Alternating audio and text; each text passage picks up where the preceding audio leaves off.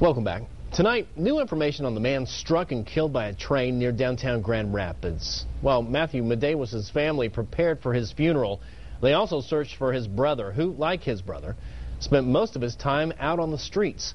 And 24 Hour News 8's Joe LaFurgey has that story. Yeah, Brett, today we learned Matt Medawis had a long criminal record. His family said alcohol fueling many of his problems and kept another brother away when they needed him most. In the backyard of his nephew's home, a fire burns for Matt Medawis. It's a sacred fire. It's his fire, my Uncle Matt's. And we have to keep it for 4 days just to send him on his journey.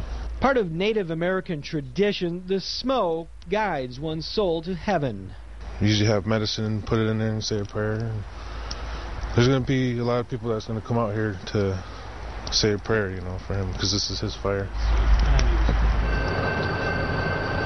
Matt Medawis was struck and killed by a train while walking along the tracks near Fulton and Winter, west of the Grand Valley State University downtown campus on Tuesday. Why he was on the tracks, why he didn't hear the train, is anyone's guess. Grand Rapids police say alcohol is believed to be a factor. His family says alcohol was a factor for much of his troubled life.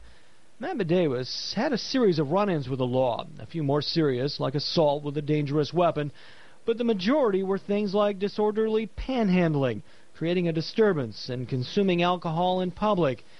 His family says they tried to help. Yeah, he just stubborn, you know.